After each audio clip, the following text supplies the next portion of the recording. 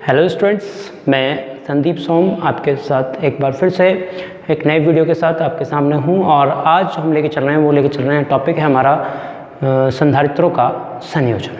अब जो संधारित्र हैं उनको हमें इस बार क्या करना है, उनका संयोजन करना है। इंग्लिश में इसको बोलें तो कॉम्बिनेशन ऑफ कैपेसिटर। तो यहाँ पर जो संधारित्र को संयोजन करते हैं, यहाँ पर हमारे इसके दो मेथड हैं। पहले हम बात करेंगे इसमें श्रेणी क्रम संयोजन की। तो दो मेथड हमारे, पहला है हमारा श्रेणी क्रम संयोजन।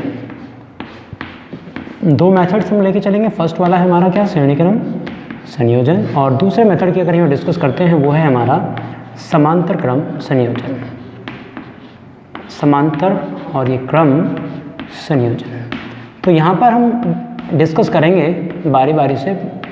पहले हम डिस्कस करेंगे किसका, श्रेणी क्रम संयोजन के बारे में। उसके बाद हम डिस्कस करेंगे इसमें समांतर क्रम संयोजन के बारे में। तो यहाँ पर समांतर क्रम जो संयोजन है, श्रेणी क्रम संयोजन की हम इसमें डिस्कस कर रहे हैं। तो फर्स्ट पॉइंट लेके चलते हैं इसमें समांतर और श्रेणी क्रम। हमने क्या कहा, जो संधारित्र हैं, संधारित्रों का संयोजन हम दो प्रकार से यहाँ पर कर सकते हैं। एक फर्स्ट श्रेणी क्रम संयोजन, दूसरा समांतर क्रम संयोजन। अब यहाँ पे हम फर्स्ट की अगर बात करते हैं तो इसमें हम लेके चलते हैं श्रेणी क्रम संयोजन। अब इसको आपको ध्यान से यहाँ पे देखना है, श्रेणी क्रम संयोजन। ये आपका श्रेणी क्रम संयोजन।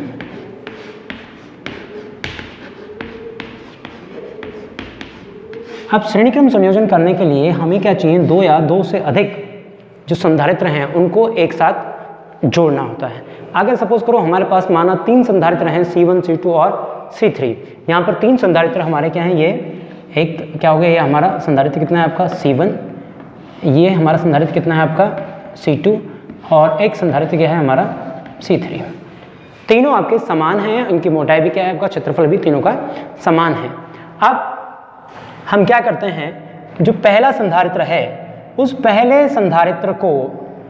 संधारित्र की पहली प्लेट को हम क्या करते हैं, किसी एक चालक तार से जोड़ देते हैं, जिससे हम इसको क्या देते हैं, आवेश देते हैं।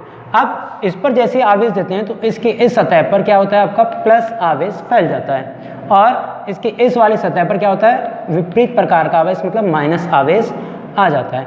अब जो पहले संधारित्र की दूसरी प्लेट है, ये क्या आपकी पहली प्लेट है और ये क्या आपका दूसरी प्लेट है, इस दूसरी प्लेट को दूसरे संधारित्र की पहली प्लेट से जोड़ देते हैं। तो ये हमारा क्या कर रहे हैं, पहली प्लेट से हमने इसे जोड़ दिया, दूसरे संधारित्र की पहली प्लेट से हम जोड़ देते हैं। अब इस पर जो यहाँ पर आवेश आता है प्लस, वो कहाँ चला जाता है आपका, दूसरी प्लेट पर चला जाता है, क्योंकि प्रेरण के कारण इसकी इस सतह पर यहाँ पर क्या आएगा, माइनस आवेश आता है, और बाहर वाली सतह पर क्या आता है, प्लस आवेश आता है। तो प्रेरण के द्वारा इस पर क्या आ जाएगा आपका, विपरीत प्रकार का, मतलब प्लस आवेश आता है, जो इसके अटैच होने से इस सतह पर पहुँच जाता है। अब बाय प्रेरण के कारण, इंडक्शन के कारण इस पर क्या होगा, माइनस चार्ज आ जाता है, और ऐसे ही दूसरे संधारित्र की दूसरी प्लेट को तीसरे संधारित्र की प्रथम प्लेट से जोड़ देते हैं।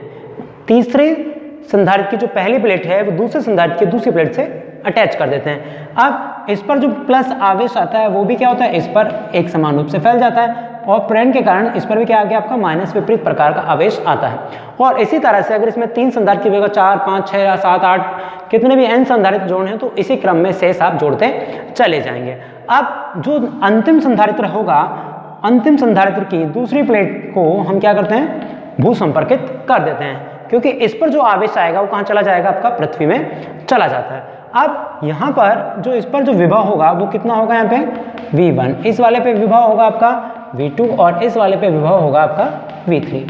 अब यहाँ पर कुछ डिस्कस करने लगे तो क्या होता है, क्योंकि यहाँ पर जो चार्ज है वो तीनों प्लेट पर जो चार्ज है वो समान रूप से रहता है। जब श्रेणी क्रम में हम भी कोई भी चीज़ जोड़ते हैं तो उसमें जो चार्ज है वो समान रूप से इसमें फैलता चला जाता है, एक समान रूप से, क्योंकि सीरीज में एक तार को दूसरे तार में जैसे हम जॉइंट कर देते हैं, जिस तरह से हमने 10th क्लास में एक प्रतिरोधों का संयोजन पढ़ा है, बिल्कुल सेम उसी तरह से हम इसको करते हुए जाएंगे।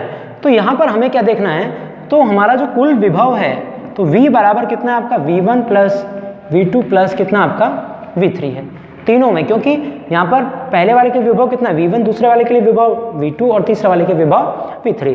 अब कोई आपसे पूछने लगे कि जो संधारित्र हैं उनका श्रेणी क्रम संयोजन हम करते क्यों हैं, तो उसका करने का रीज़न क्या है, अगर हमारे पास उच्च विभव आ रहा है, विभव क्या है मतलब ज़्यादा मात्रा में है वोल्ट हमारे पास, तो उसको अलग अलग बांटने के लिए या उसको कम करने के लिए हम जो है संधारित्र को श्रेणी क्रम में जोड़ते हैं। क्योंकि अगर मेरे पास कुल विभव V था तो हम क्या करते हैं उसको पहले पे V1, दूसरे V2, तीसरे पे V3, ऐसे ही हम डॉट डॉट डॉट उसके विभव को कितने ही भागों में बांट सकते हैं अलग अलग संधारित्रों का प्रयोग करके।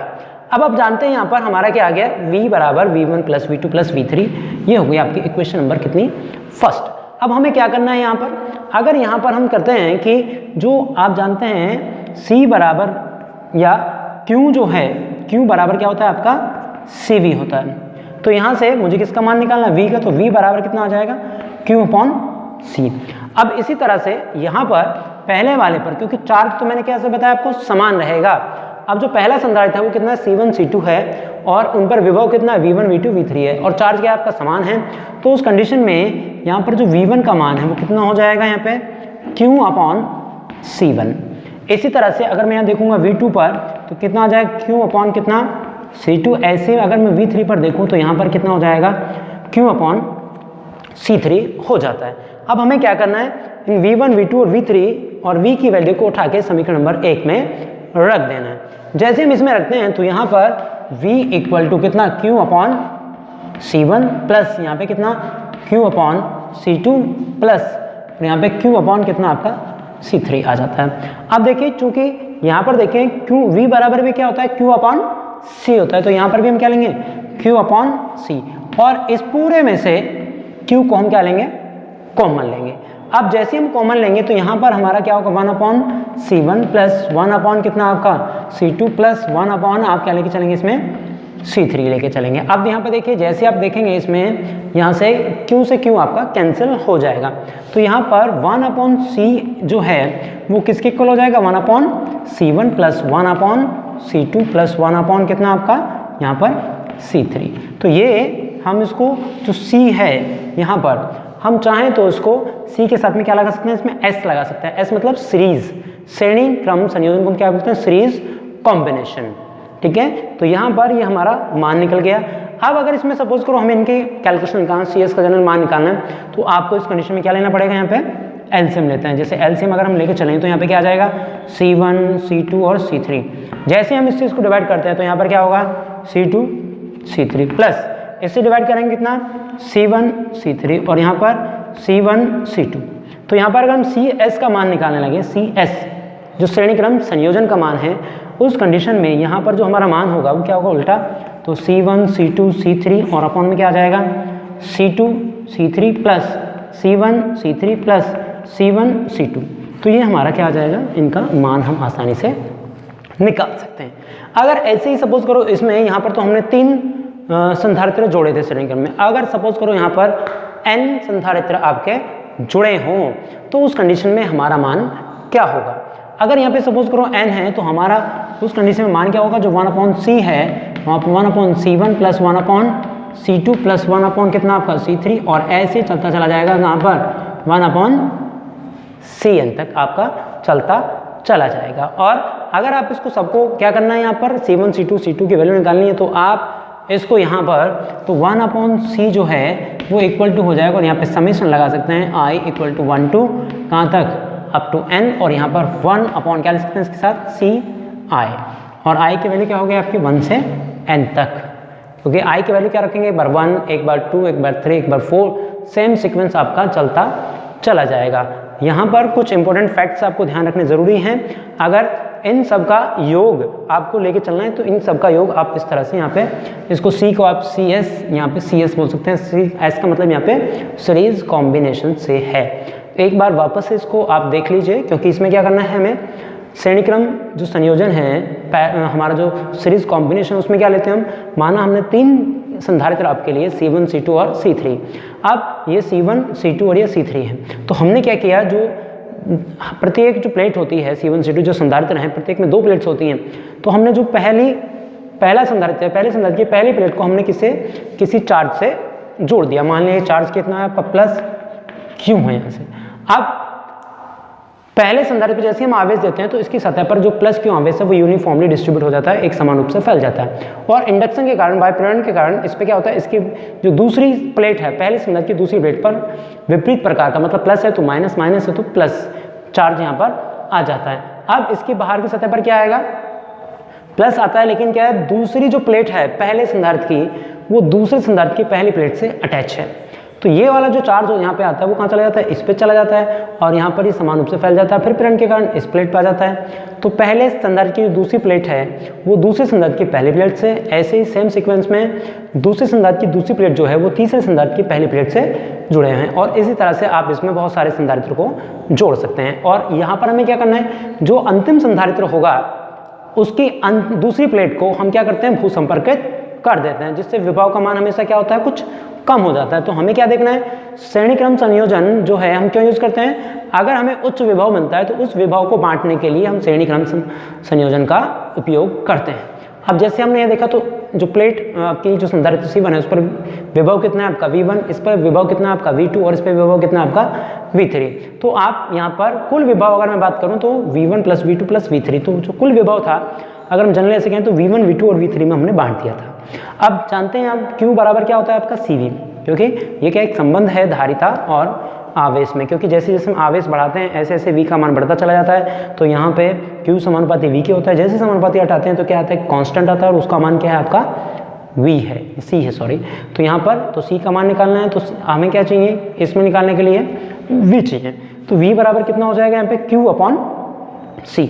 अब ये सब की वैल्यू ऐसे ही, इसकी वैल्यू V1, V2 और V3 की हमने वैल्यू निकाली, और V1, V2, V3 की वैल्यू निकालने के बाद हमने सबको इक्वेशन 1 में रख दिया। हम लिख सकते हैं यहाँ पे V1, V2, V3 का मान समीकरण नंबर 1 में रखने पर।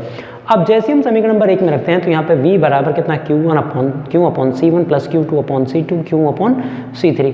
अब V बराबर भी क्या होता है, Q/C होता है। तो हमने क्या किया, इस पूरे में से Q आपका कॉमन है तो उसको ले लिया मैंने बाहर, तो यहाँ पे 1/C1 + 1/C2 + 1/C3। अब यहाँ से Q हमारा काट दिया तो 1/ कितना बचा आपका C, तो 1/C1 + C2। अब यहाँ से अगर चाहें आपके मान निकालने, अगर यहाँ पे सपोज करो इनके वैल्यू दिया कि जो पहला संधारित्र है उसके पे जो संधारिता है वो कितनी है आपकी 3 माइक्रोफैरड है, इस पे 2 माइक्रोफैरड है, इस पे कुछ माइक्रोफैरड में अगर दिया है तो हमें क्या करना पड़ेगा, उसको सॉल्व करना पड़ेगा। तो इस तरह से हम उसको सॉल्व कर सकते हैं। अगर यहाँ पे कह दिया कि अगर n प्लेटें, जो n संधारित्र हैं जो वो श्रेणी क्रम में जुड़े हों तो उनकी जो संधारित्र की धारिता है वो क्या होगी, तो इस तरह से हम उसकी धारिता को ईजिली निकाल सकते हैं। तो ध्यान रखें, इसको हमें बड़े ईजी वे में करना है, और इस पर हम अगला जो टॉपिक है हमारा वो हम अपने अगले वीडियो में लेके चलेंगे, और उसमें हम समांतर क्रम संयोजन को आपको समझाएंगे।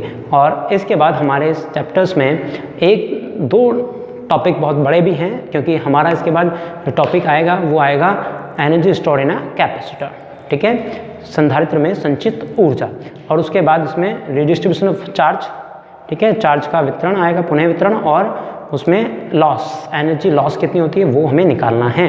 तो जैसे हमें 3-4 पॉइंट्स करेंगे तो ये हमारा चैप्टर क्या है आपका फिनिश हो जाएगा। उसके बाद हम चैप्टर नंबर 5 की ओर मूव करेंगे, ठीक है। तो आज के लिए इस वीडियो में इतना ही, धन्यवाद।